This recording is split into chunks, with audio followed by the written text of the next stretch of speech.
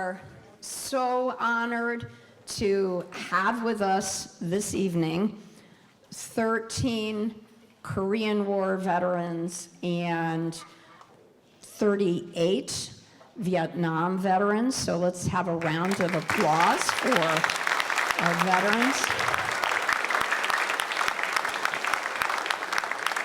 And we will begin with the posting of the colors. So if you are able, if you would please stand for the posting of the colors, the national anthem and the Pledge of Allegiance. And I would ask American Legion Post 127 to please come forward and post the colors.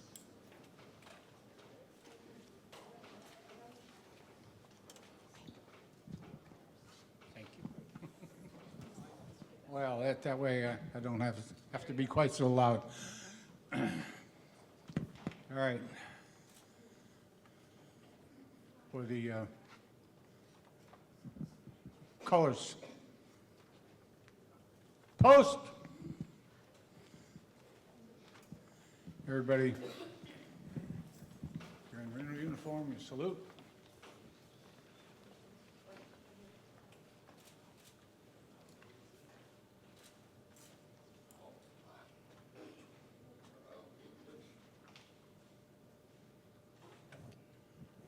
All right, ready? 2. Okay, we're going to, what are we doing? The national anthem? No. I got it. Got it? I got it. What are you going to do with it? All right, so we're going to invite Sarah Vincent to please come forward to sing our country's national anthem. Nobody told me that one. No worries, you're on it. Please show off your folks.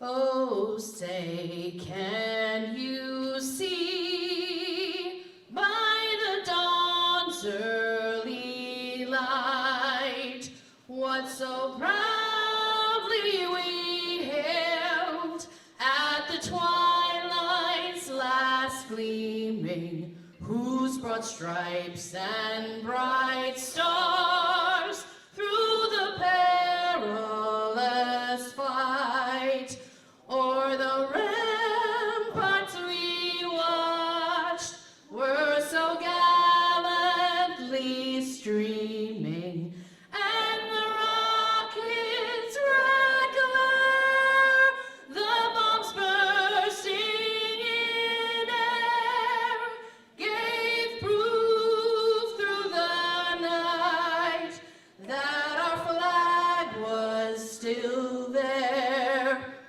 Oh, say does that star-spangled banner yet wave o'er the land of the free and the home of the brave?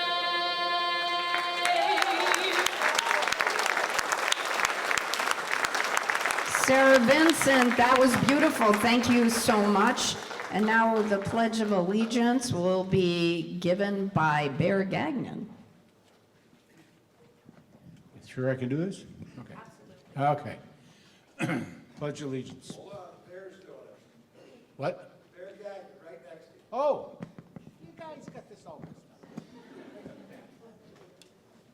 I pledge allegiance to the flag of the United States of America and to the republic for which it stands, one nation, under God, indivisible, with liberty and justice for all. Bear Gagnon, thank you so much. Are you gonna?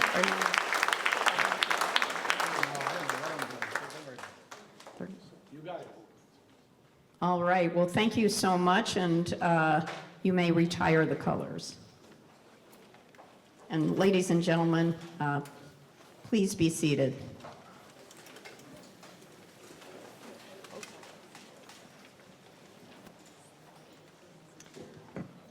All right, well, thank you to Sarah Vincent to post 127, and to Bear Gagnon for getting us started this evening. And it's an honor to be here with so many of our veterans who have served our country with such distinction. Today, we have the opportunity to celebrate both our Korean veterans and also our Vietnam and Vietnam-era veterans. And first, I want to take a moment to acknowledge our host, First Selectman James Zioli, and everyone at the Orange Town Hall for finding all of you. Now, you may think that somewhere in Hartford or in Washington, D.C., there's a list of everyone who has served in our country's military, but the best list lives in the town clerk's office and in the town assessor's office, because those are the places where you file for your veterans' property tax exemption and also where you file your DD 214 discharge papers. So let's take a moment to say thank you to the town clerk, the first selectman, and all of the folks at Town Hall who found all of you.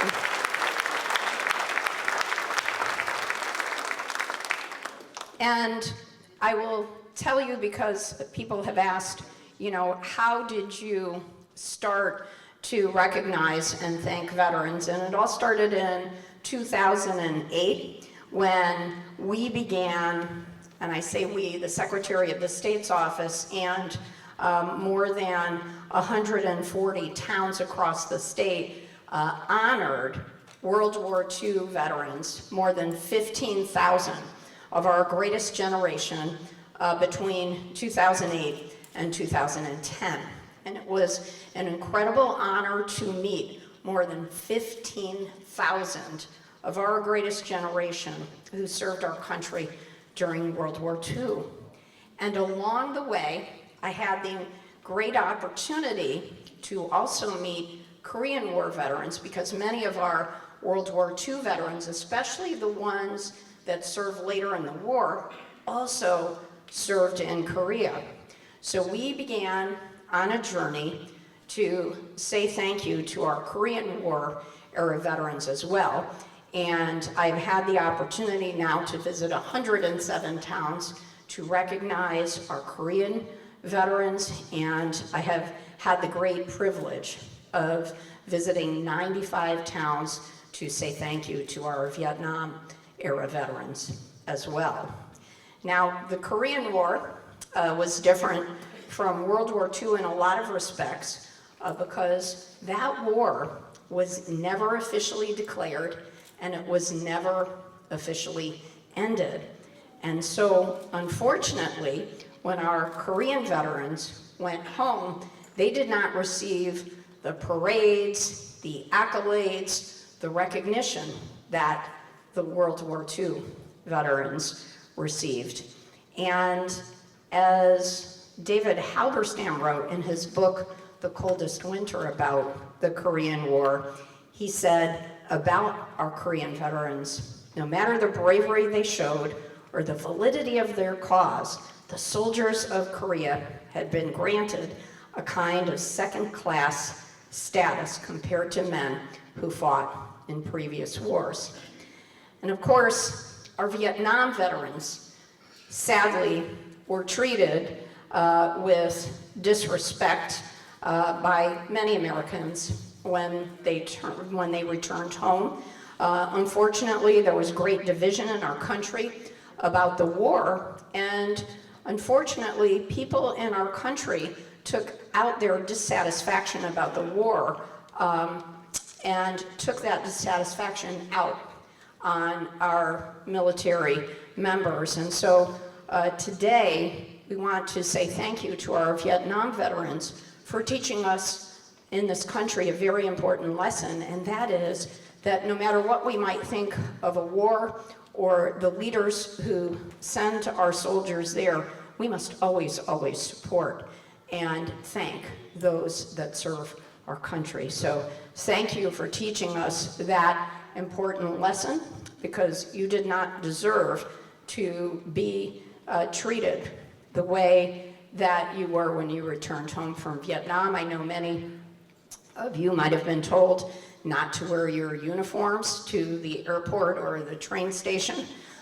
Some of you may have faced protesters or been called names, and that was unacceptable. So we today get to redress in a small way that wrong. And I will tell you that both the Korean and our Vietnam era veterans both faced challenges. In Korea, the challenges were some of the coldest winters on record, and unfortunately, a lot of our soldiers who served there did not have the proper equipment and clothing to be facing below zero temperatures and record amounts of snow. And those of you who served in Vietnam may have had to deal with pounding monsoon rains and stifling jungle heat, very intensive urban combat, and unfortunately, perhaps exposure to toxic chemicals like Agent Orange. So despite those challenges that you faced if you were in Korea or if you were in Vietnam, what is remarkable about both of our sets of veterans from those wars is this: despite all the challenges that you had to face, what's remarkable is the resiliency that you showed. You came back to this beautiful community, raised great families, lived very productive lives, and never complained. And the second thing that the two groups of veterans share, in addition to that resiliency, is this continuation of service. After you served in the military, so many of you came back to this community and served in so many ways, whether it is with veterans organizations, whether it's as a volunteer in this community, whether it's in elected office.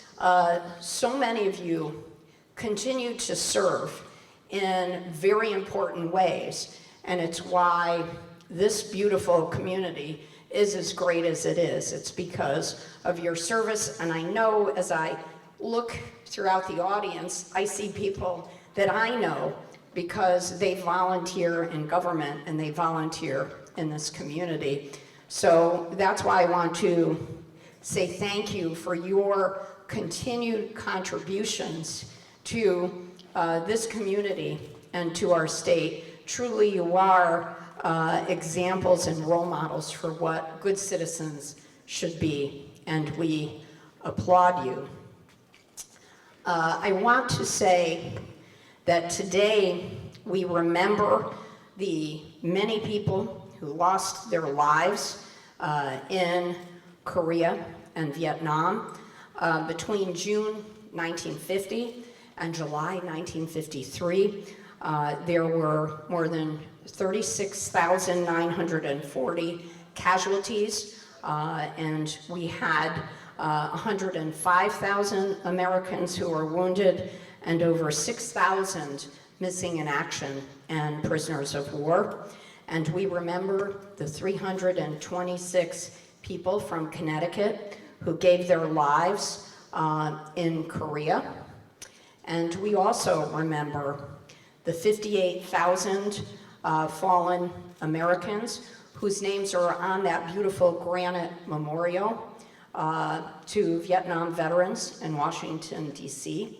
And we remember the 612 people who were from Connecticut who were killed in Vietnam. And I'd like to end with a quote from President Obama's 2012 Memorial Day address at the Vietnam Veterans Memorial. And he said this: "When you returned home, you looked out for one another. You cared for one another. People weren't talking about PTSD at the time, but you understood it, and you were there for each other. You didn't just take care of your own, you cared for those that followed.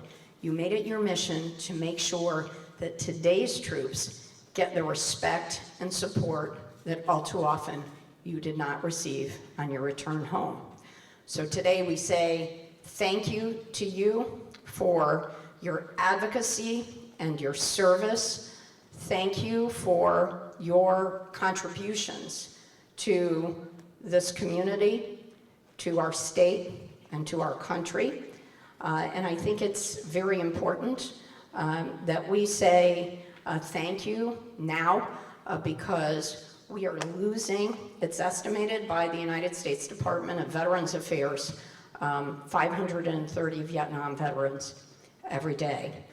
So today, it is a great pleasure to say welcome home and thank you for your service. God bless you, your beautiful families, and our great country.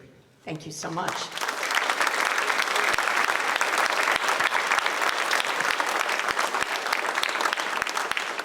It's now a great privilege for me to introduce you to the person who is responsible for taking care of the nearly 200,000 United States military veterans that live in Connecticut, and it's our great Commissioner of the Department of Veterans Affairs, Ron Welch.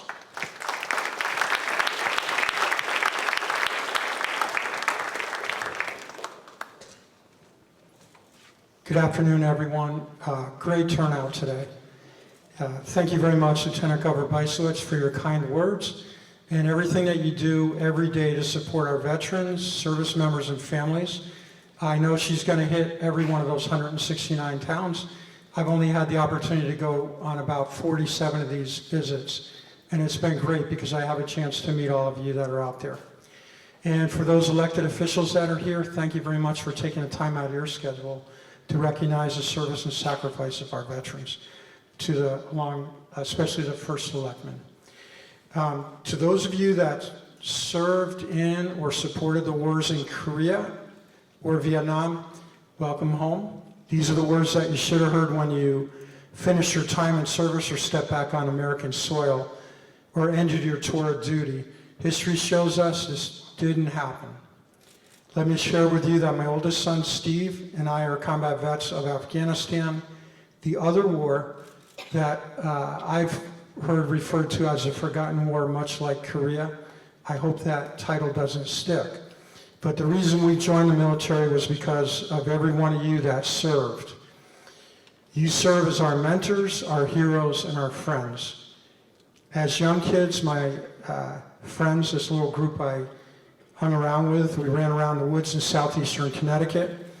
We built foxholes, we climbed trees, we climbed the hills, we crossed streams, and went in the swamps. And we pretended to be all of you. We pretended to be soldiers and sailors and Marines, airmen, depending on what day it was. Our uniform and equipment many times included, some of you might remember this, Sears and Roebuck, double-knee, tough-skin jeans. Slingshots, Red Ryder BB guns, Mattel M16s. If you're real lucky, you might have had a grenade launcher on it. My older brother and I listened with amazement to our Uncle Bob. Bob Welch talked about his time on the ground in Korea as a young Marine Corps corporal.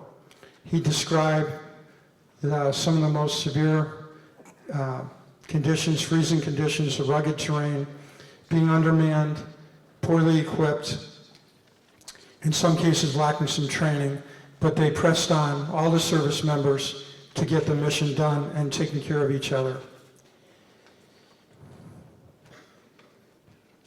I would watch also with amazement what was going on in that foreign land called Vietnam. Every opportunity I had, I'd watch on black and white TV. I enlisted right out of high school on the challenging path to become an Army Airborne Ranger. I wasn't exactly sure what that was, but I quickly found out. We were trained by drill sergeants, airborne, and ranger instructors, and I was fortunate to serve in one of the 2 Ranger battalions at the time, mostly led by a couple of Korean vets, but primarily Vietnam veterans, as our leadership. We were never pampered. We were trained hard in the most extreme environments. Cascade Mountains out in the state of Washington, the jungles in Panama, the Arctic in Minnesota and Alaska, the Mojave Desert out in California, and did our missions by land, sea, and air. We were held accountable for getting our missions done, just like the Ranger Creed says, though we be the lone survivor. This upbringing enabled me and our team of joint military members to survive in combat out in the highly contested eastern portion of Afghanistan from 2005 to 6. We were out there by the Pakistan border. And I would say also throughout many significant challenges, I served for just under 40 years total in the military, in the trenches as a private, and I was blessed to retire and serve as a general officer towards the end. So I thank you for that, because it was maybe somebody in this room, but it was definitely your peers helped push and pull us along. So we're almost coming up on another September, right? Last September, it was a very difficult time for us. Lieutenant Governor was down on Sherwood Island with the governor on the 22nd anniversary of the longest war in our history, and we know it didn't end the way that we thought it was going to end. Now some things are really triggering, all these recent events that have happened, and everything that's going on with Ukraine and Russia and Israel, and now with Israel and Hamas, and now you see that antagonistic, every once in a while, Iran pushes things. As many of you know, war and military service and re-entry into what some call normal life has many challenges, both on families and the service members. Isolation and suffering and silence is not the answer.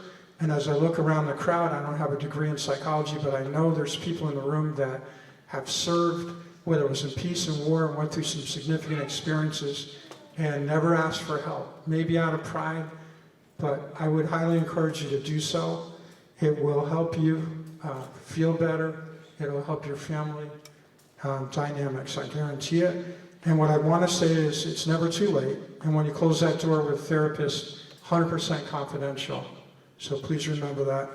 Take advantage of what we have at Department of Veterans Affairs, our 4 core missions. We have highly rated skilled care facility for 125 veteran patients, residential facility with programs and services, rehabilitative services for 150 plus families. Our Office of Advocacy and Assistance, Waterbury, Fairfield, right here in next door in Milford, Newington, and Norwich. Last month we trained approximately 19 municipal vet representatives. Any of them here today? Any municipal vet reps? So many of you know that is really the first person, and every town is supposed to have one, that you'll want to make contact with to explain the basics concerning benefits for you and your family that you've earned for serving.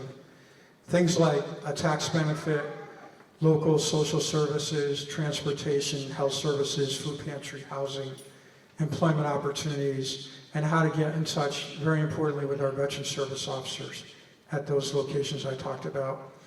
I cannot encourage you enough, if you've ever been injured during your service or ill, please get with one of these veteran service officers and submit a claim for compensation or possibly pension. With the expansion of something called the PAC Act, there have been many conditions that were not recognized previously. Within the last couple of years, they've added about 20 different conditions. A couple of weeks ago, they added another cancer to the list.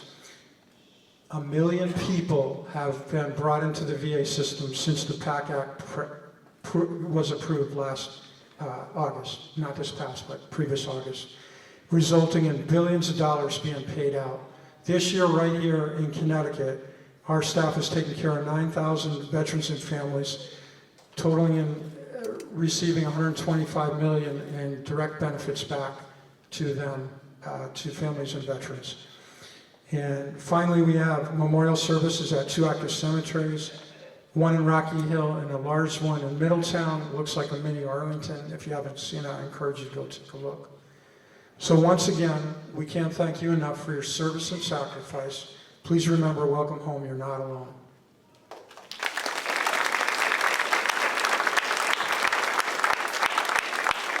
Commissioner, thank you so much. And now it's my pleasure to introduce our host, who was just so enthusiastic when I asked if he would like to host a ceremony like this, and I'm pleased to introduce First Selectman James Zeoli.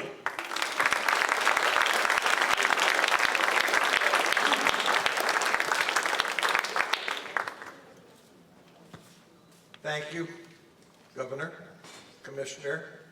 We also have two other ladies sitting here that represent all of you in this community and our neighboring regions, both Kathy Kennedy of the 117th and Mary Wheelander of the 119th, sorry, and Mary Wheelander of the 114th. Ladies, please stand for a second just so they know you're here. These are two of your state representatives. In the event that you have questions, you're not sure, whether it be about veteran type affairs, they can connect you, but if it's something, anything to involve your life living here, if you can't get an answer from us, reach out. They're there for you. They are there for you. Our veteran representative person for the town of Orange, it was Pat O'Sullivan as long as he was town clerk, and now it's Mary Shaw, who is your current town clerk. If you have questions there, she's in the town hall all the time. Feel free to call in or stop in and speak with Mary Shaw. If she doesn't know the answer, she has the ability to research the answer for you. But I think I was very young when Vietnam was ending. I barely remember that. Korea, I don't remember at all. But if we think about what caused those two conflicts, wars, whichever title you wish to give them, and where we are today in this world, I found a little irony in the fact of when it was said that the Korean War was never officially ended. And occasionally on the news, we see where North Korea, South Korea are poking at each other, and other countries are as well. So let's hope that all stays calm, but it would be terrible if we had to ship off another group of young men and women to do the battles that were never finished in some people's minds that instigate these situations. Also, as I stand here, I want people to never forget, I see Kevin Gilbert is sitting in the room today. Kevin Gilbert is still on the Memorial Day Committee, but he stepped off as the full chairman of it after doing almost, I think, 40 years, give or take, as the chairman. And Kevin did serve in the Army. It was mistaken that he had served. He did. But Kevin, thank you for your years of recognizing the veterans and years of putting those programs together for everybody to honor, those of family members and grandparents, nieces, nephews, uncles, everybody. And Kevin did a stellar job for many years handling that. And I didn't get to say thank you to you at Memorial Day for that, so now is my time for that. On another note, many of you may have woken up to finding flags stuck in your yards. A lot of veterans had flags stuck in their yards. I'd like the young man to stand up who did the pledge, Bear Gagnon. He took that on himself. Bear, thank you. There were many veterans that didn't know how or why it happened, but this is the point for you to be recognized for that. Bear is also the youngest volunteer member of our Veterans Care of Graves at the Orange Center Cemetery, and he is also has gotten involved in the Memorial Day Parade Committee stuff. So he is very thankful for all of the veterans here. I mean, some of you have almost 90 years on him, but he recognizes what you did, and it's very hard to find young men and women that are able to do that. But many of you I'm thrilled to see here today. I know most all of you. There's some of you that I didn't think might not be here, who I'm glad to see. And that's all I can say, because these two wonderful people here have said it all already, and let's get on with the formalities. Susan? Thank you so much. And now I'd like to ask your state representatives to fierce female advocates for you in Hartford. We'll start with State Representative Mary Welander.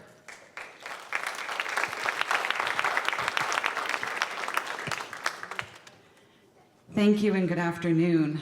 It is my absolute honor to be here today. Thank you to Lieutenant Governor Susan Bysiewicz for the invitation to join and for this continuing program that is so important. Welcome to the Commissioner, Commissioner Welch, for being here today and for most importantly outlining the supports that are available and reemphasizing their value. I know that myself, Representative Kennedy, Representative Ferraro, and Senator Maroney are absolutely here to help in any way that we can. I do want to just start off and apologize that I may have to leave early or scoot out right at the end because it is my daughter's 13th birthday. So I'm just waiting to hear about the birthday dinner plans. So if you see me leave, that's why. But most importantly, I'd like to thank all of the veterans and their families who are here today, as well as those who couldn't be here. Your service is a living embodiment of the principles and the dedications to the ideals of what our country was founded on. Without you, we would not be standing here today with the rights and freedoms that we have. And it is upon all of us to remember and acknowledge that service and the sacrifices that were made in order to stand up for those principles. For they are sacrifices, even if done willingly. And all are worthy of and deserve respect and honor due to that level of service and sacrifice. It doesn't feel like enough to give my very sincere thanks and gratitude for your efforts, but I hope you will accept them. One of the reasons that I wanted to be here today is very personal. Many of you know that I am the oldest of 4 and that all 3 of my younger brothers are combat veterans. And as an aside, I always say the oldest of 4 younger brothers because I can't say that they're my little brothers because they are enormous. But the twins, Sam and Steve, they served in the Army as a team leader in the 75th Ranger Regiment and the Command Master Chief of SEAL Team 4, respectively. And my youngest brother, Adam, was a sergeant in the Marines. And my family and I will always be incredibly proud of them. However, most do not know that my mom's cousin, Edward M. Selcraig, was killed in Vietnam. I never met Martin as he went by, but I had the chance to make a rubbing of his name at the memorial for my mom when I was on a trip in 8th grade. And it is a very distinctive memory. The family told stories about him as we were growing up, and it was always bittersweet with the oft-repeated sentiment that no one was ever the same after he died. So my condolences for those who were lost, and my respect and gratitude for everyone who has served and for the support that was shown by families and friends. They are given with true sincerity. Thank you again for the opportunity to be here today and to speak. And thank you to all those who served in Korea and Vietnam for everything you have done for our country. And welcome home.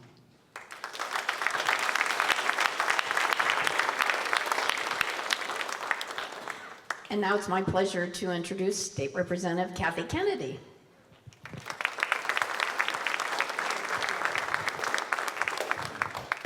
Thank you, and good afternoon, everybody. It's great to see such a wonderful crowd here today. I'm honored to be here with our Lieutenant Governor and to recognize those who served in the Korean and Vietnam Wars and afterwards. Commissioner, thank you for your service, certainly. Thank you just doesn't seem like enough for your service, for your courage and sacrifice serving our country.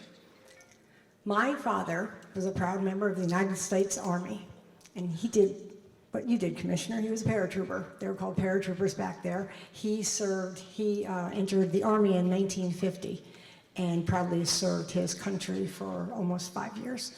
And then when he was honorably discharged, he also received the National Defense Service Medal. He was extremely proud to be a member of the Airborne. It's a very unique, as you well know well, and a different type of training. And interestingly, I never knew very much about my father's time in the service because during the Korean War and subsequent the Vietnam War, our veterans didn't talk much about those wars. And so I only have his discharge papers, his medal, And I'm not really sure all that he did. I just know how proud he was. And so I'm so proud of each and every one of you out there who have also served. It's just undeniably the most respectful thing I can say is thank you.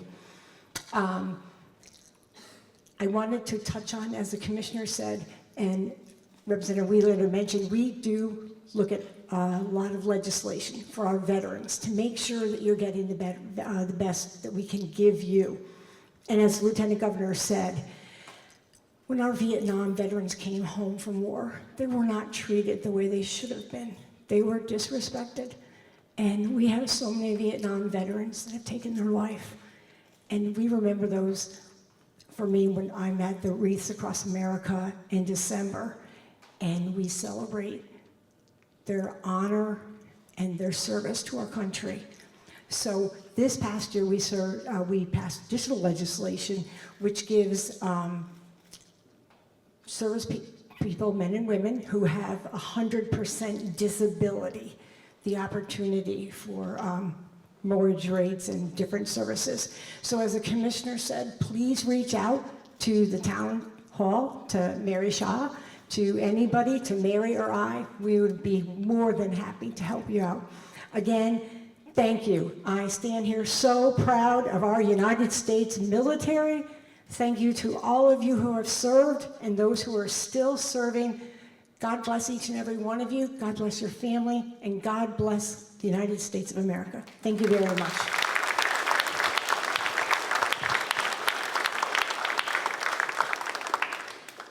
So this morning, I had the opportunity to speak with Congresswoman Rosa DeLauro, who was very sorry she couldn't be here because she was on her way to Washington. She will be in session tomorrow, but she has sent a representative who has a message for all of you.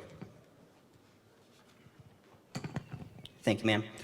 On behalf of Congresswoman DeLauro, she wanted me to deliver this message. Dear friends, it is with my greatest appreciation that I joined Lieutenant Governor Bysewicz in the state of Connecticut in honoring those veterans of Orange who served our country so honorably in Korea and Vietnam. Your service in war as well as in peace has given life to some of our nation's most enduring values: honor, duty, and service. In both Korea and Vietnam, millions of Americans fought against communism and for freedom, with tens of thousands making the ultimate sacrifice. For too long, your service and sacrifice was overlooked. With strength, stoutness, and steadfastness, because your nation asked you, and you took up the banner across the Korean Peninsula and through the jungles of Vietnam. We honor your service and sacrifice, that commitment to our freedom. We have a duty and honor to those who fought years ago and those who serve today, and all men and women who we have lost and are missing. By ensuring that every man and every woman in uniform gets the care and respect and recognition that he or she has earned. That means remembering the deeds and heroism of those who fought at Incheon, Heartbrook Ridge, Pork Chop Hill, as well as the Gulf of Tonkin, Ia Drang Valley, along with Ho Chi Minh Trail. You and all of those who served are the very symbol of our liberties and our greatest nation was founded on. Your unparalleled efforts to protect and defend the freedom and democracy we cherish will never be forgotten. I am sorry that I am unable to attend this evening's ceremony. Please accept my deepest thanks and sincere congratulations as you are recognized for your service and commitment to our nation. With my very best wishes and warmest regards, Rose DeLauro.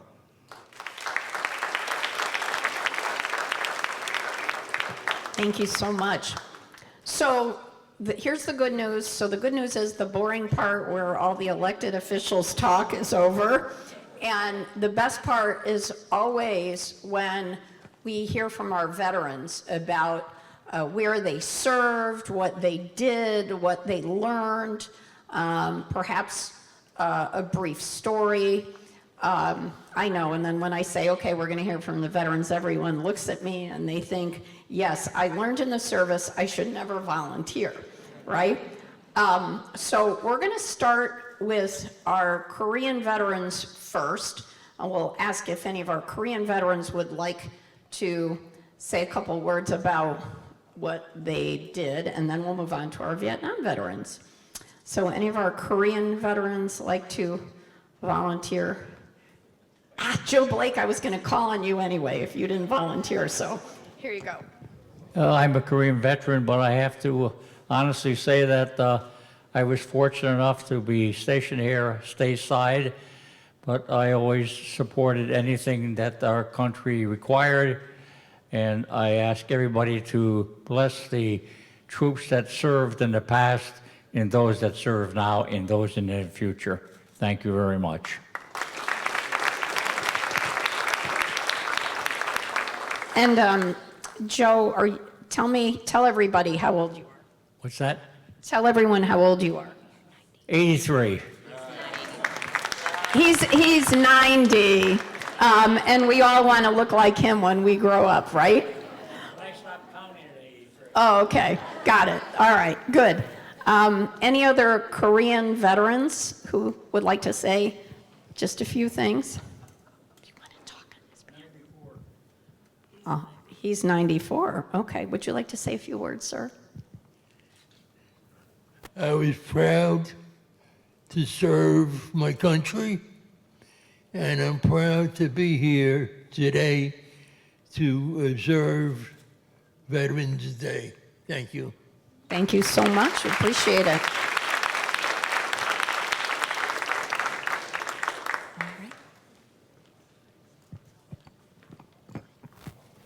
Thank you. Okay. I was lucky enough to be called in and served in the United States Navy. I was on the ship for the whole time that I was in the service, from 51 to 53. And I belonged to the captain because I said I belonged to him. I was his personal yeoman, and I couldn't get away from him, even though I volunteered to go on another ship. I was stationed up at Newport, Rhode Island, and every ship that came back to the United States that was out in Korea had to come up and dock along our ship, and we took care of anybody that was sick, that needed attention. We took them to the hospitals in Rhode Island and even made dentures for sailors that needed them. And it was my pleasure to serve on the United States Navy.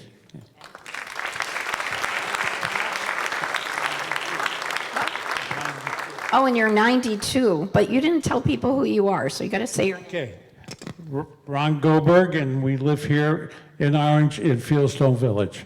And I'm happy that we have a great representation of Fieldstone Village servicemen here, right behind me. All right, any other Korean veterans? Sir, I think you're being volunteered. Do you accept? I'm Herb Savitt. I served in Korea, and the only thing I can say is that my brother was in the Navy, and he was a lieutenant. He was a doctor. He was the flight surgeon on the Lady.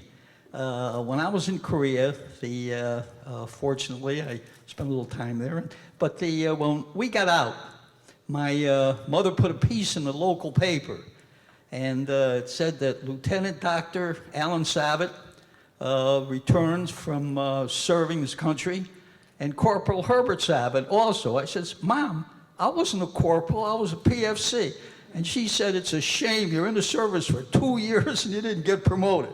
But aside from that, it's a pleasure being here, and I really appreciate it. And as far as Lieutenant Governor is concerned, we do have something in common. We both graduated from Duke. But,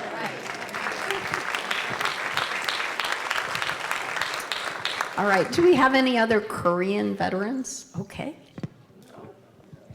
See who you are. My name is Peter Sherry. The armistice was signed the day I finished basic training. So after basic training, I was sent to Fort Bliss, Texas. I was there for about a month or two, and I decided to volunteer for Korea. So I finally made it, I served a year in Korea, and I was proud to do it. But in respect, the best thing I ever did besides that was move to the town of Orange. Thank you.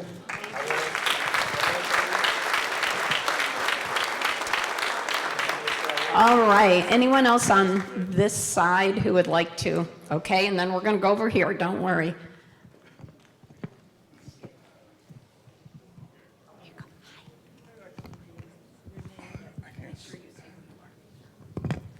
I'd like to say something. I've been in the Air Force for 4 years during the Korean War, 50 to 54. And I came back whole. I could have been sent to Korea, but they didn't send me to Korea. They sent me to England, Goose Bay, Labrador, all different places. And I joined Tunnel to Towers because I came back whole. When I see those people, I feel so sorry for them. And I'm a lucky man that I came back whole. Thank you. Thank you. All right, anyone on this side who served in Korea? Anyone else over here?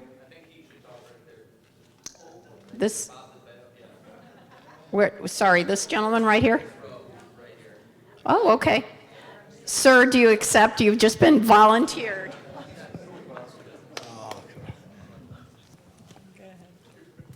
My name is Bob DeFeo, and I'm what they call a Cold War ex-GI. That was up until about 4 or 5 years ago when I was finally able to participate at the VA over here in West Haven. I served during the Cold War in the Air Force in a legacy squadron, the 75th Fighter Squadron in Presque Isle, Maine. This was a period of time when most people, particularly in this state, didn't realize what was going on between us and the Soviet Union. The Soviets had a relationship with Canada, and as a result of that, they were flying their big 4-engine Bear bombers over with nuclear weapons on board. So we were up there in Presque Isle in our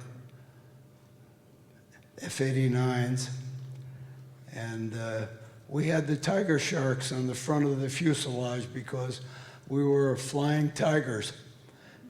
You know, the old guys in here probably recognize the Flying Tigers that started in 1939 and became famous in their P-40s, flying for China as mercenaries, and then they became Army Air Corps flyers.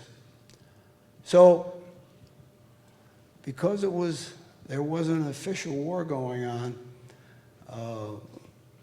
we were up there and we had our own fighters over in Rome, New York, that were also carrying, believe it or not, nuclear rockets.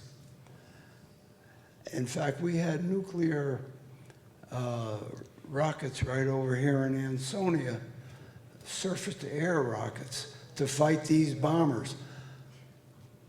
So anyway, we lost people in our squadron because of equipment problems, and I lost 2 of my squadron mates in Vietnam, flying F-105s, and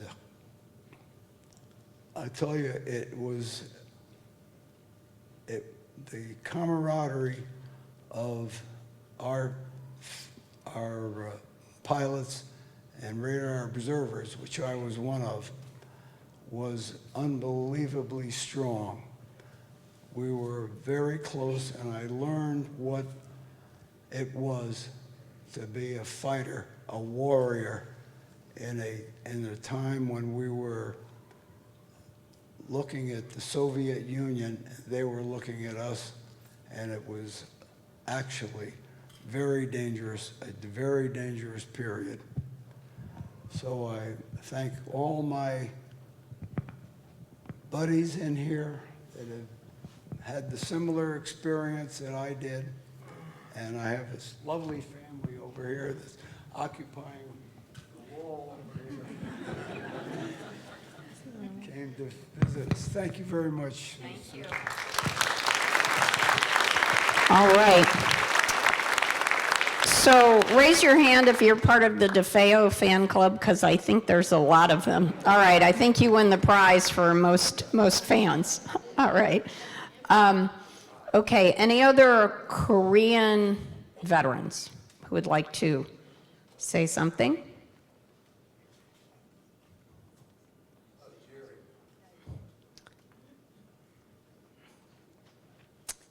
All right, well, we'll also ask, we'll start over here with Vietnam veterans. Any of our Vietnam veterans who would like to say a couple words? Okay. I'm Jim White. My military career began with the National Guard during the Korean War. Fortunately, we didn't deploy. After that, later on, after my airborne ranger training, as the general did, my first overseas assignment was Korea. And after that, it was Berlin during the Berlin crises. And after that, of course, Vietnam for 65, 66, 67, 68, during the Tet Offensive with the 101st Airborne.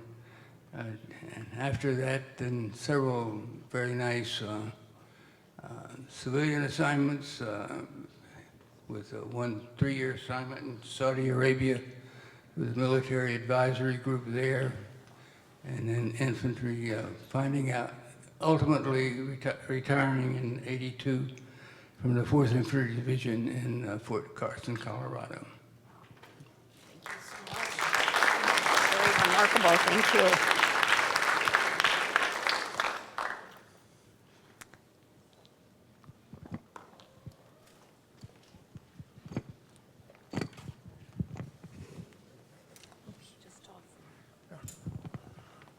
Hi, my name is Kevin Hadlock. I was a Lieutenant JG in the United States Navy aboard an ammunition ship, sometimes referred to as a floating powder keg, during the Vietnam War. We left our home port just outside of San Francisco on Valentine's Day 1972, and we returned on March 3rd, 1973, after the armistice had been signed in late January of that year.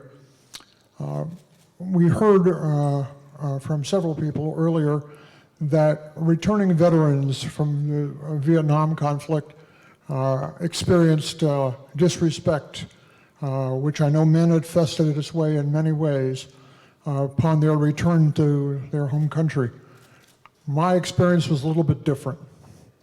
On that Saturday, March 3rd, 1973, when TVs were filled with images of prisoners of war who had just been released from the Hanoi Hilton and were running across the tarmac to meet their families. Our ship was returning from sailing from the South China Sea, a 3-week trip back to our home port, which was Concord, California, in the East Bay area. And as we sailed under the Golden Gate Bridge, I recall we had all of our men who were not on watch lined up on the starboard side of the bridge in their dress uniforms, myself included.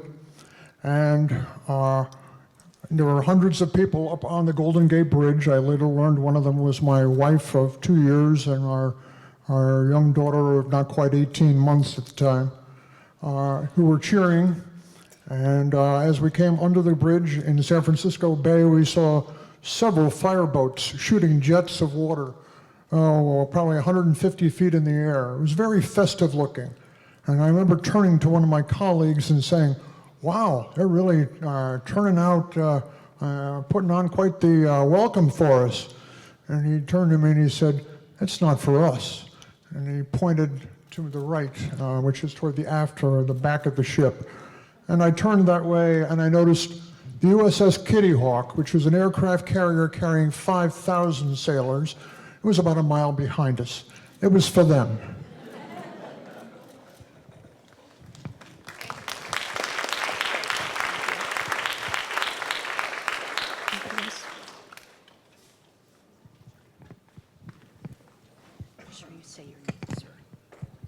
My name is Rick Pittu. I live in Silverbrook 2, down the street.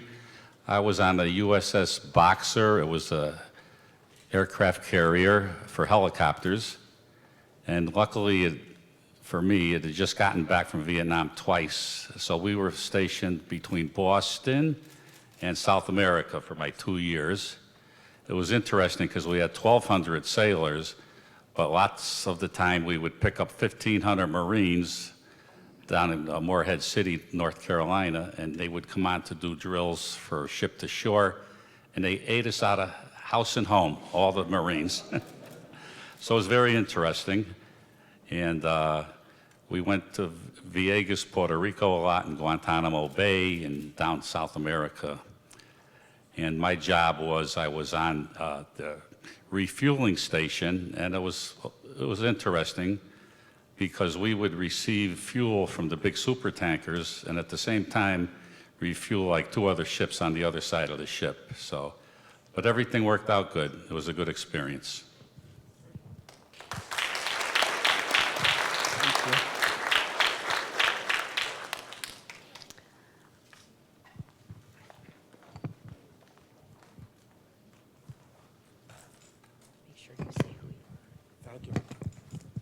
My name is Bernard Cohen. I served in Vietnam 1968 and 1969.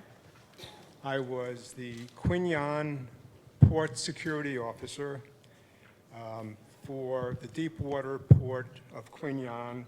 So we took merchant marine ships and offloaded ammunition, food, whatever was needed to get to the Central Highlands and other parts of Vietnam. I think that probably my proudest thing about it is I always felt that along with my mission of protecting the port and the facilities was to bring my soldiers back home at the end of the year that I was there. And I was lucky enough to be able to do just that.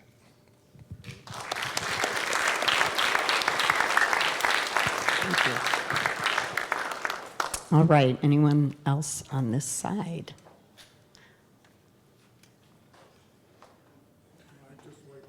Oh, okay. Good. Okay. I'm Louis Merritt. I'm the commander here at the Orange American Legion, and it's an honor to serve as their commander of so many great veterans that I have gotten to meet at my post, past and current. And I wish many more to join as well.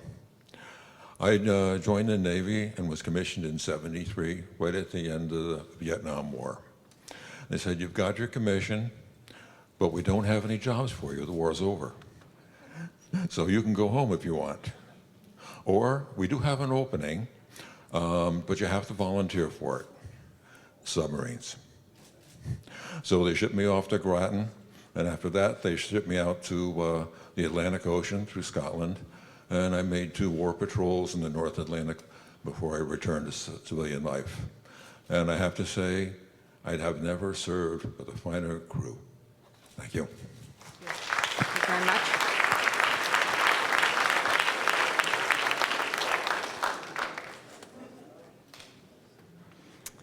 Anybody over here? Okay.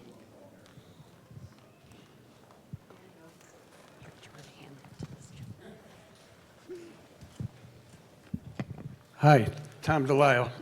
I served 69 to 72. I started at Parris Island, was there 22nd of December And then I went to Camp Geiger at Lejeune. Then I ended up Pendleton, and he got shipped to Okinawa. And then I got shipped to the Marianas Islands to guard nuclear weapons. Thank you so much.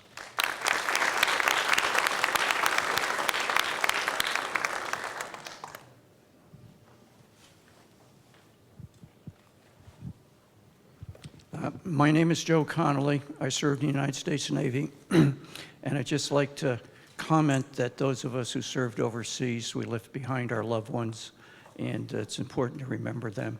I was in Vietnam on a destroyer and a gun line in the South China Sea, and my wife was pregnant. We had one child, and she delivered the baby when I was away.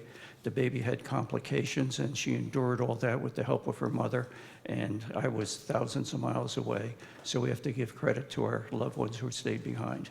Thank you.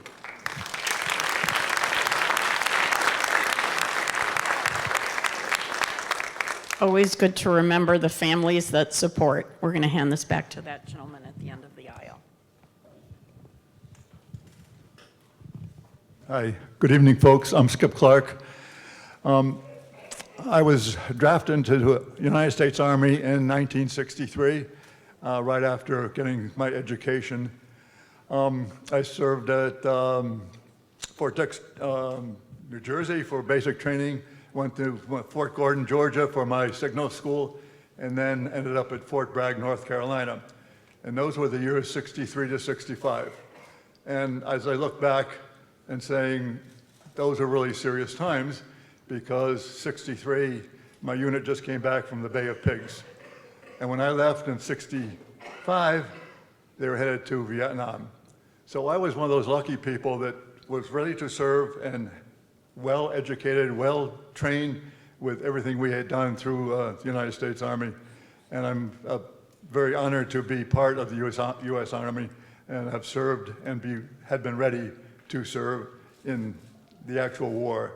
I just happen to be one of the lucky ones. Also, you have to remember that back in that 63, I guess it was, that President Kennedy was killed, and we were certainly on full alert when that happened. So I think 63 to 65 was a serious time for me anyway. Thank you.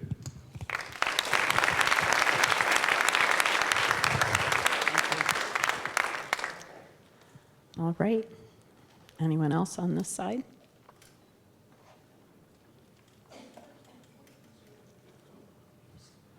All right, going once. Anyone else who, anywhere in the, any of our other veterans who haven't spoken who would like to? Going once. Up. All right. You, sir, have the last word. Usually.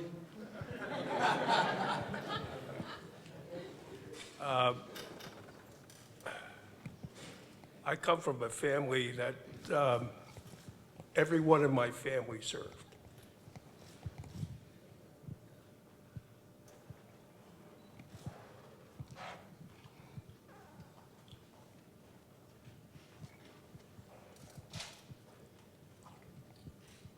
Take your time. Take your time.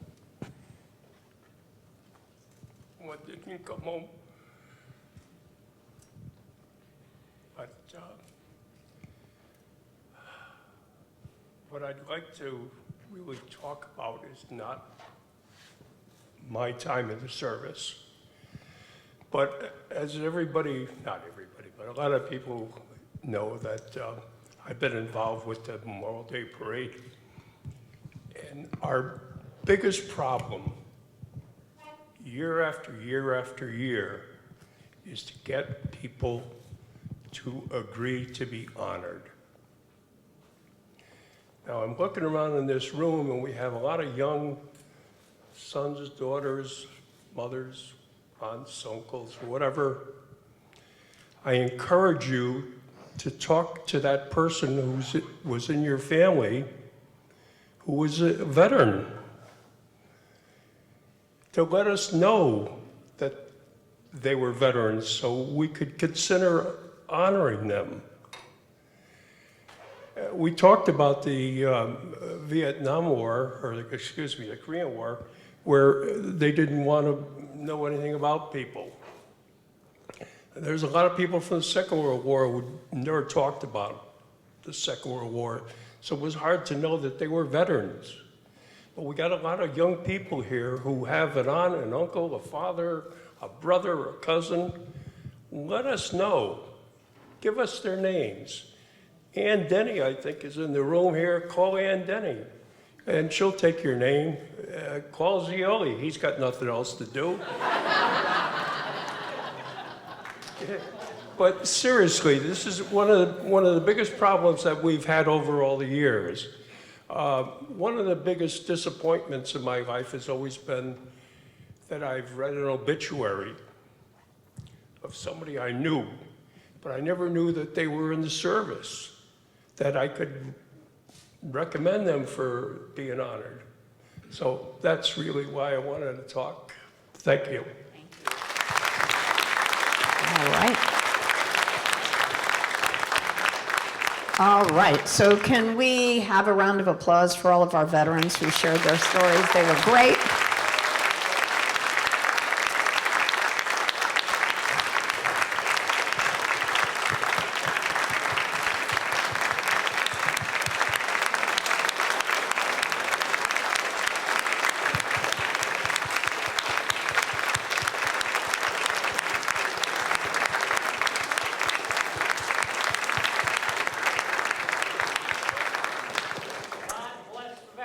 There you go. Exactly. So now we're going to honor each of our veterans individually. And so what we're going to do is we're going to just move that over there, Commissioner, if we could do that. And we're going to call each of our veterans, sorry, that's making a bad noise. We're going to call each of our veterans individually.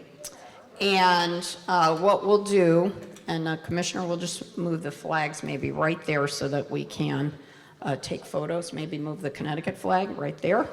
And we're going to invite our elected officials, Mr. First Selectman, ladies, and we're going to call the Korean veterans first, and then we're going to move on to the Vietnam veterans. And if you would like to receive your citation or your pin in your seat when we call your name, just go ahead and raise your hands and we'll come right to you if that's easier. Otherwise, we will go ahead and wait until you get up here to receive your award. So with that, we will get started.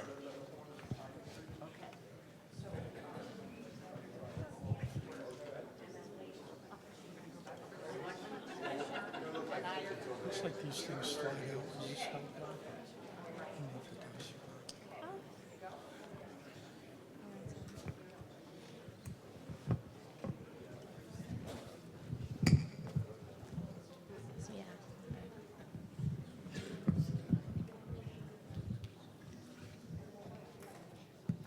That's good.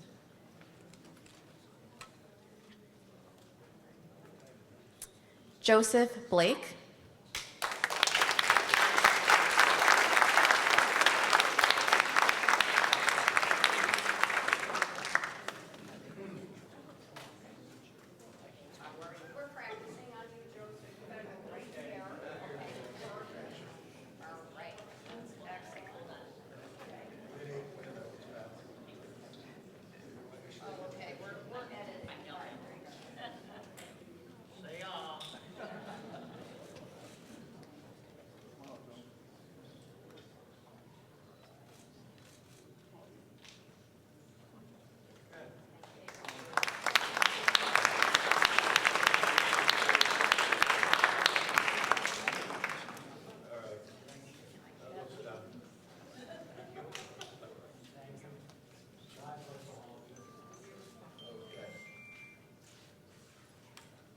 Chick Cirillo.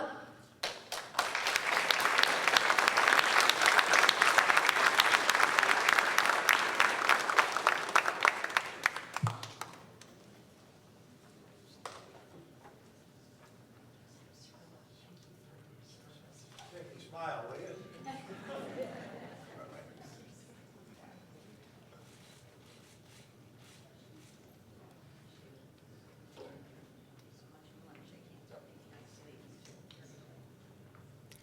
Robert DeFeo.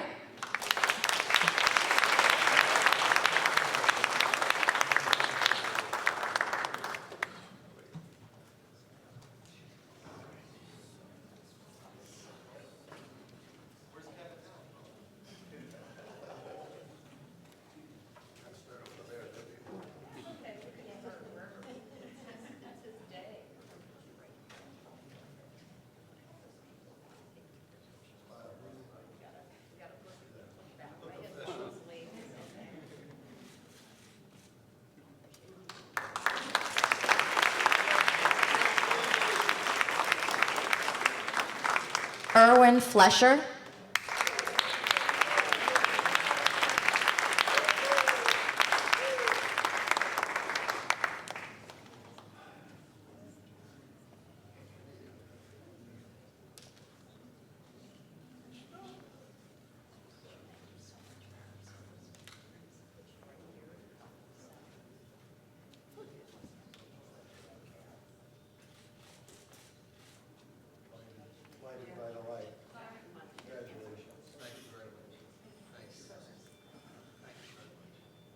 Ronald Goldberg.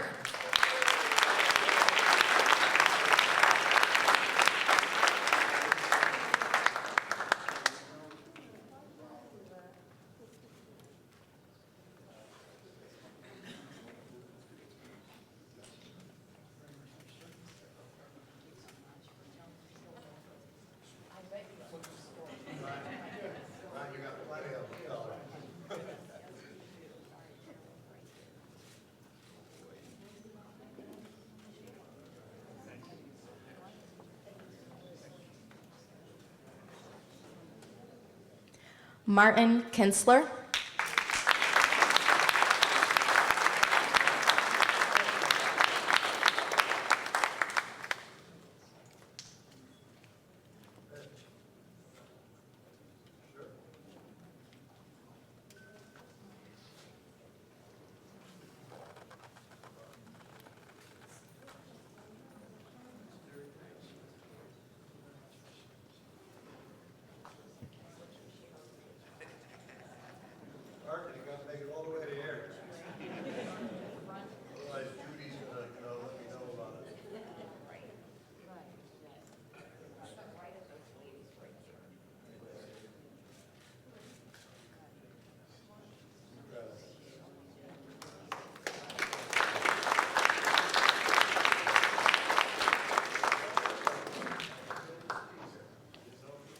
James McKeon.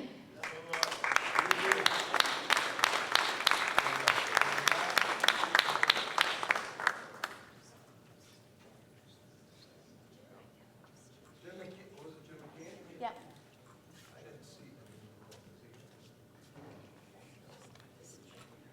No,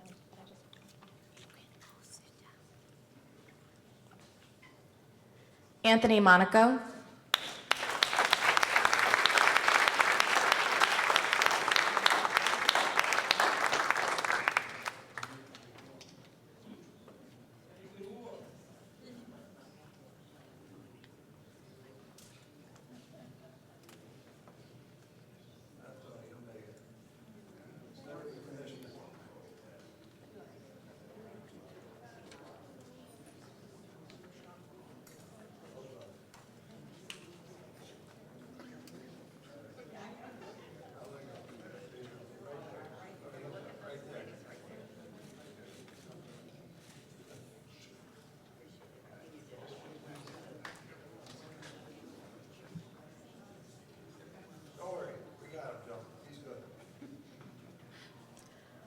Herb Savitt.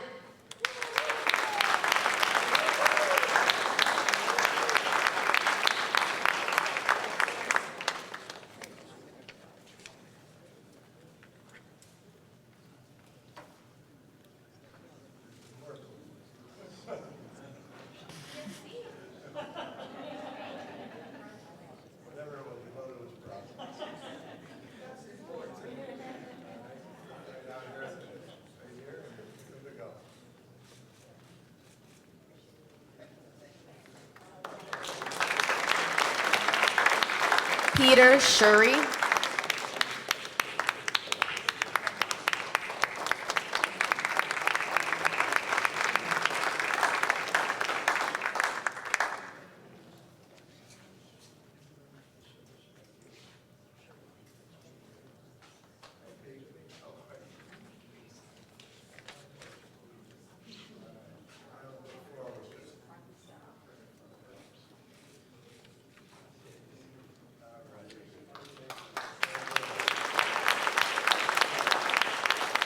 James White.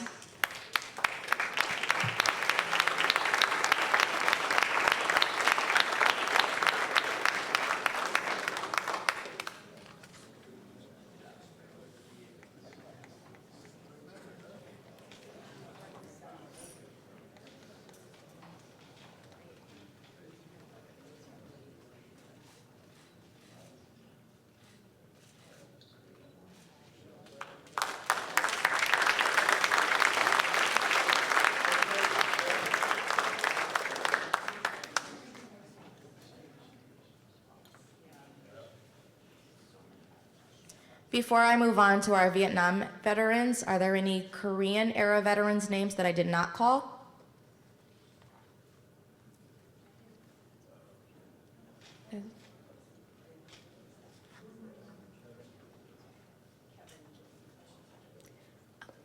Kevin Gilbert.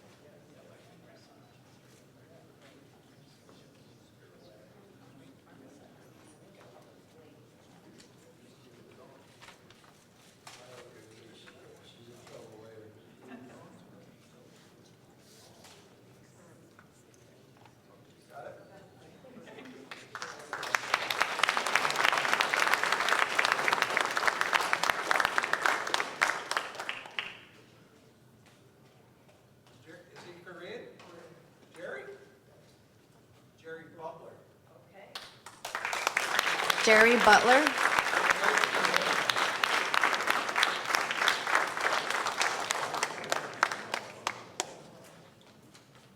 Here's our longest standing Town of Orange employee. Some of you love him, some of you hate him.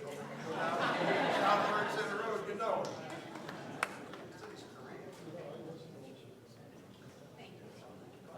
You did Korea? Oh. Okay. Go, Jerry. Jerry the dump man.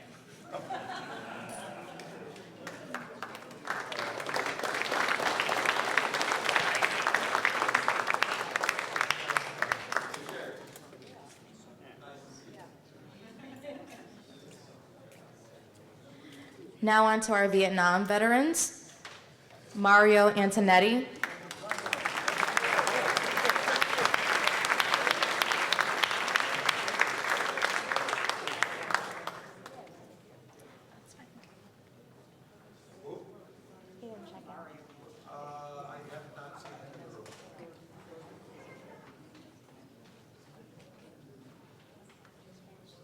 William Bowen.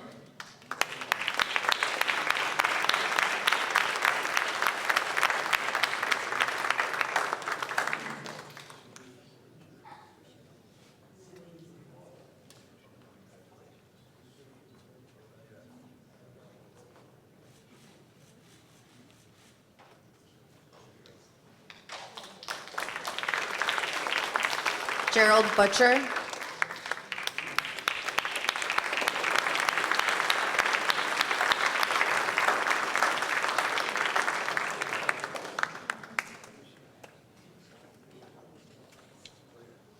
Jerry?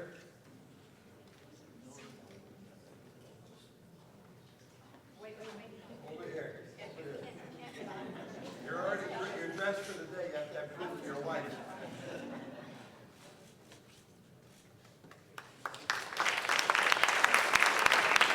Albert Clark.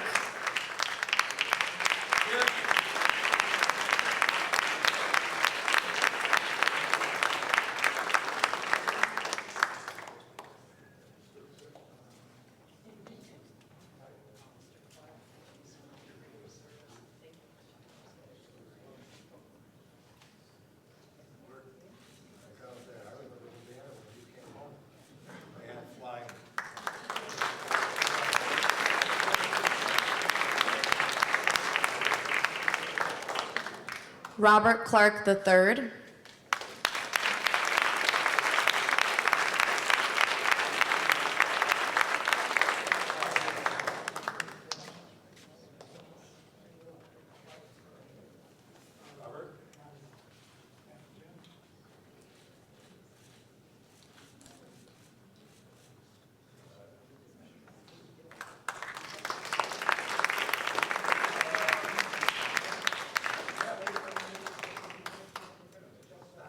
Bernard Cohen.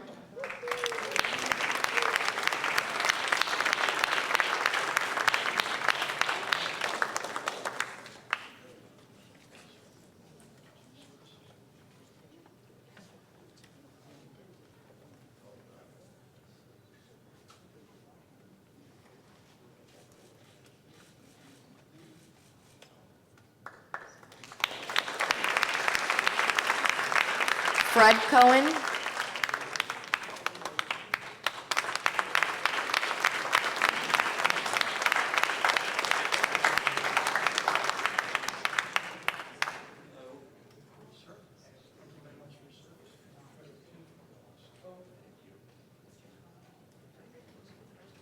Your place is right here.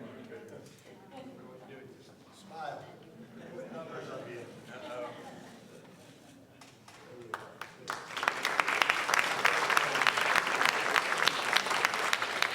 Joseph Connolly.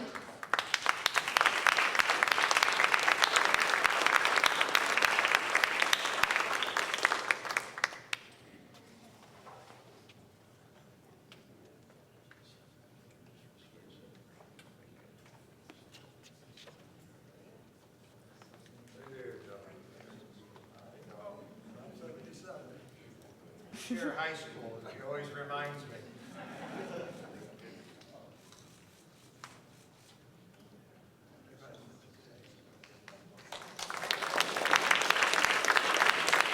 Thomas Delisle.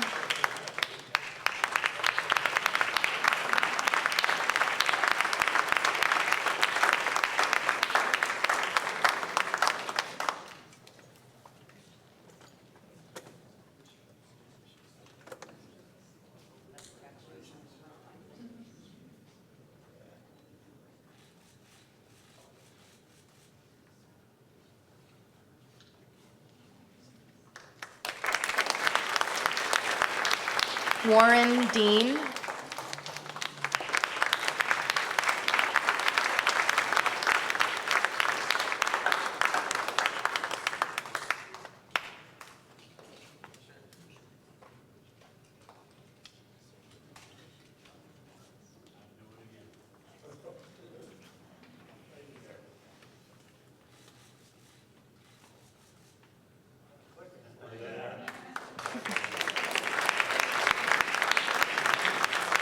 Louis Eagle.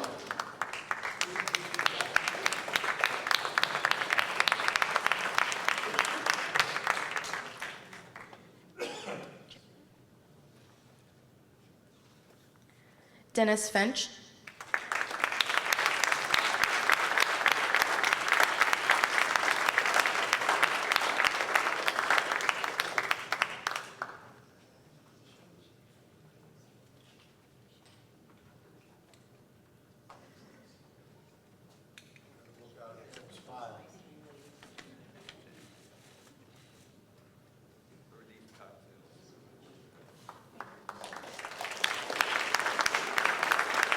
Terrence Flanagan.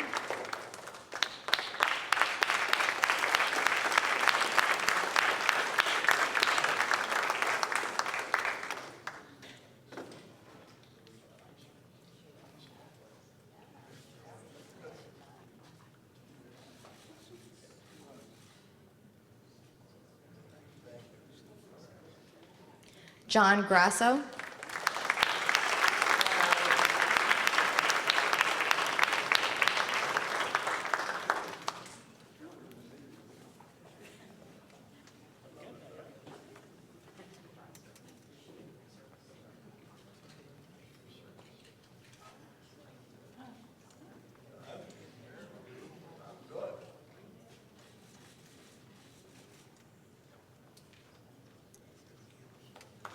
Kevin Hadlock.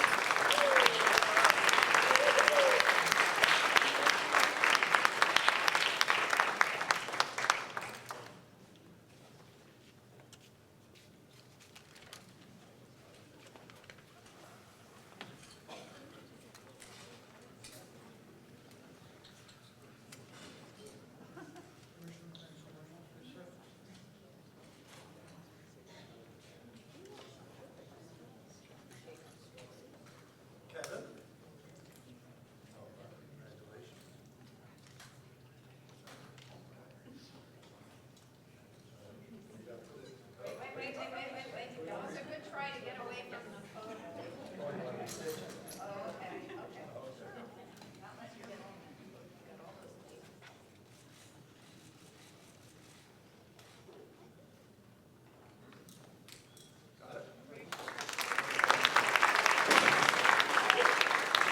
Stephen Hechtman.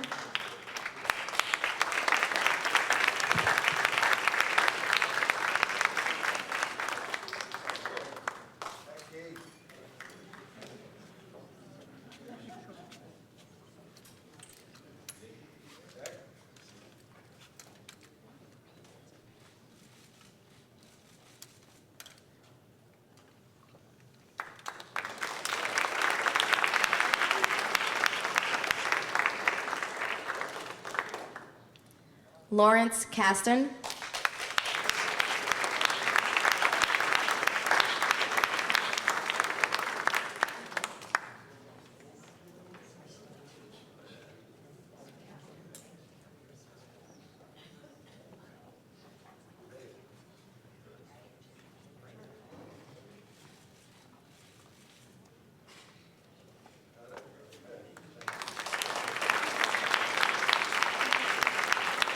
Edward Kaufman.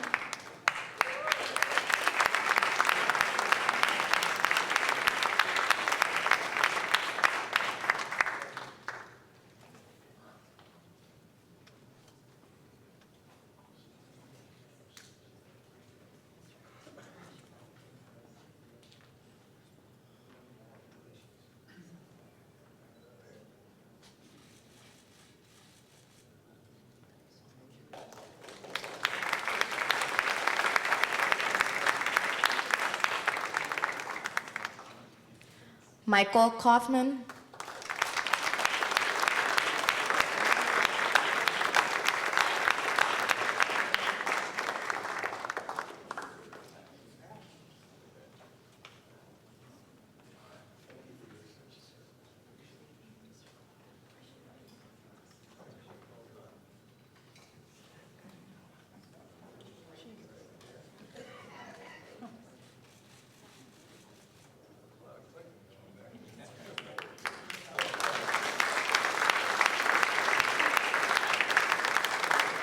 Arnold Klipstein.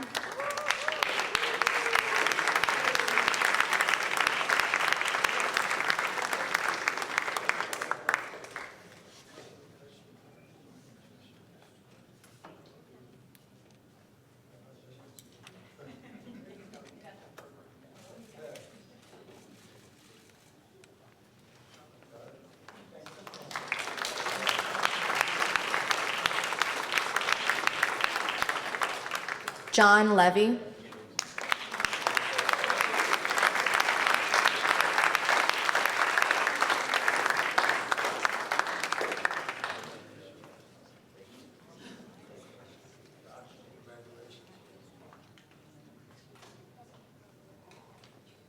on, Barry, get it on big screen.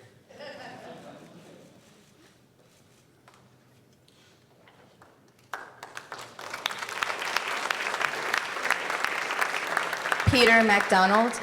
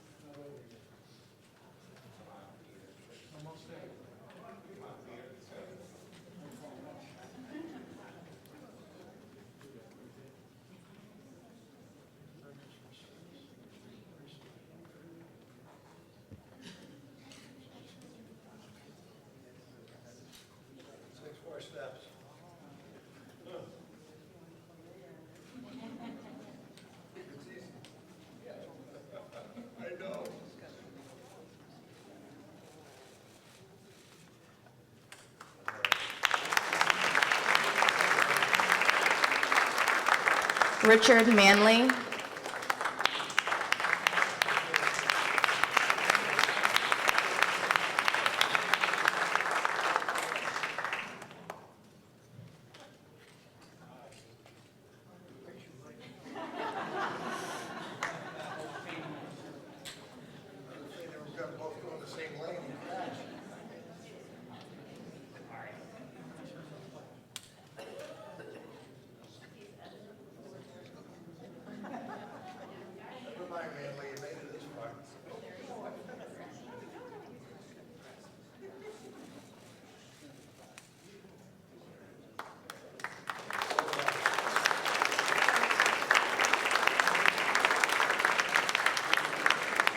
Dr. Norman Merritt.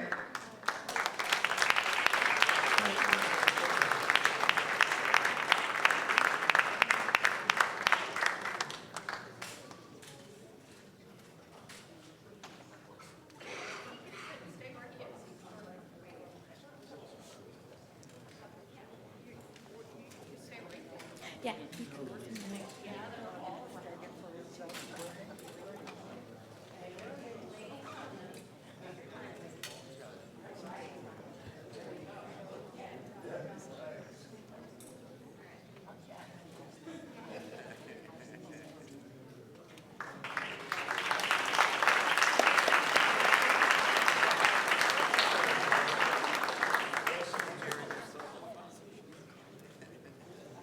Edward Martin.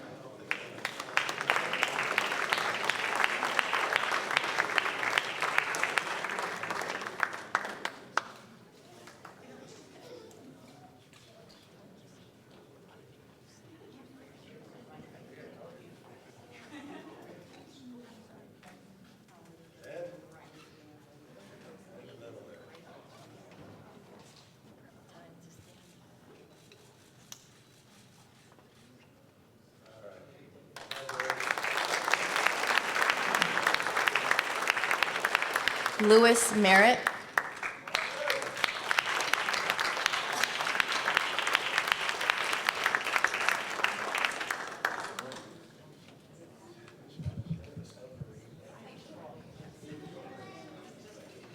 I gotta say, I can't imagine you in a submarine.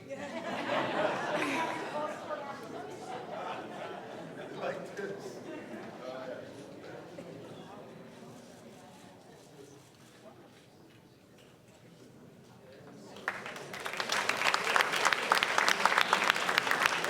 Robert Murray.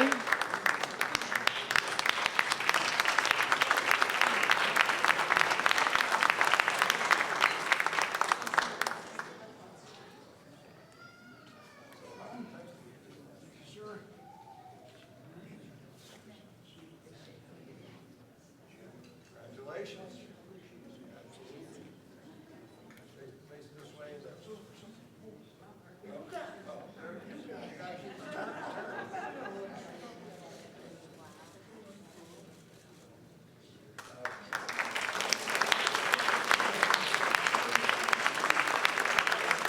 Ralph Oakenquist.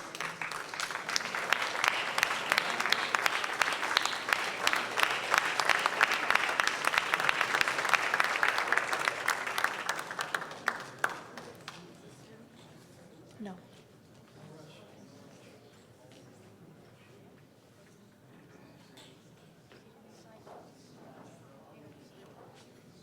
Well, one more step, Ralph.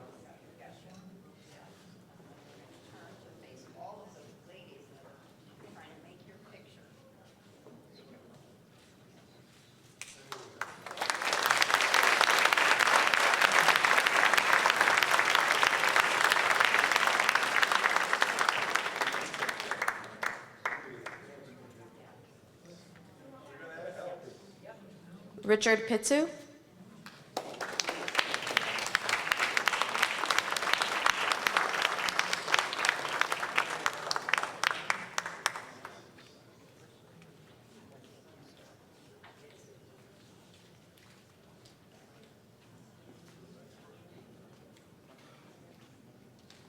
Rich, I'm here. How are you?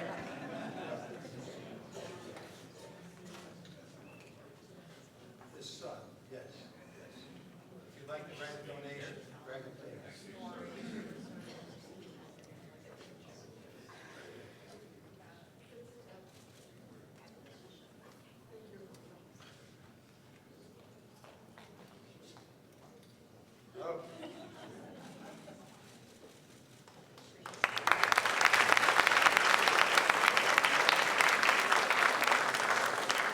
Nicholas Scalisi.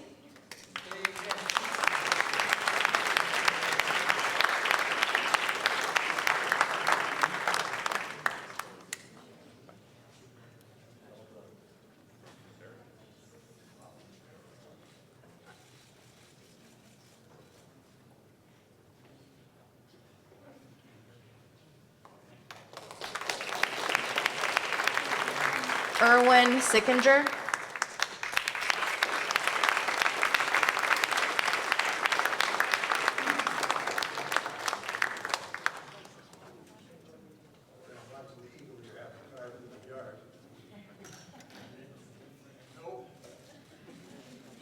He has a big stump in his yard. The man, they're carving it into an eagle, I saw the other day. TV Monday. Is it?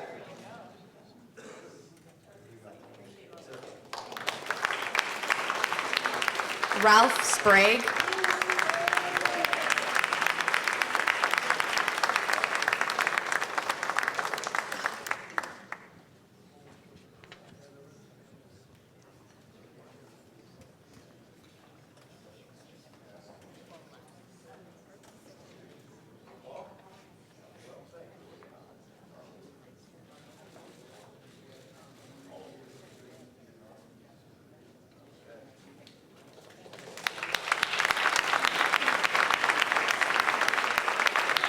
Howard Tobin.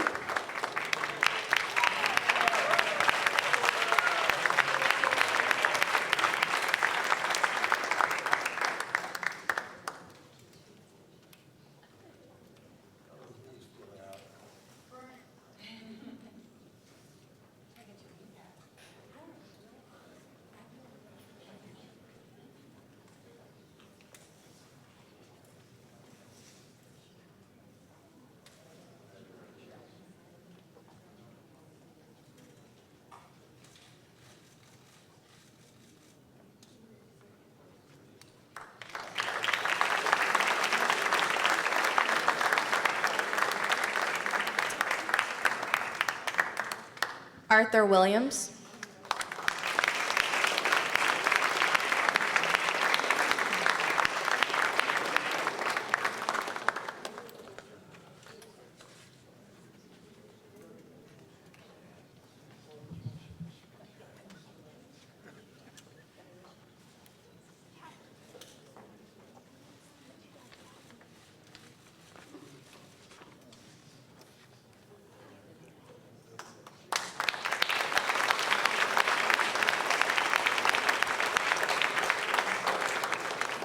Are there any other Vietnam veterans that I did not call?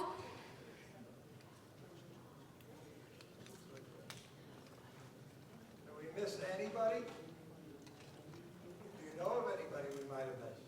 Somebody who stayed home?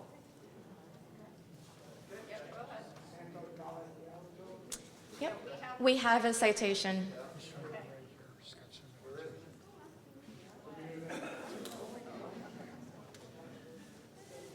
Yes. Thank you.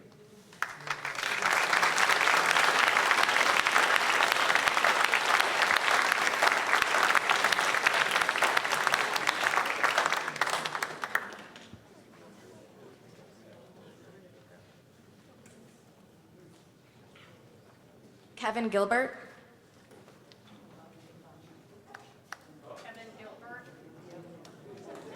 Now they got your real certificate. Do you want to just give it?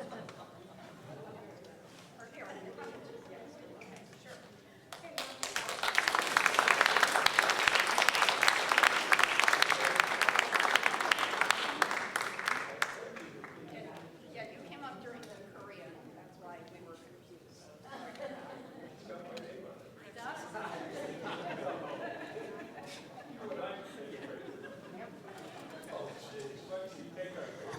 All right, can we have another round of applause for all of our amazing veterans?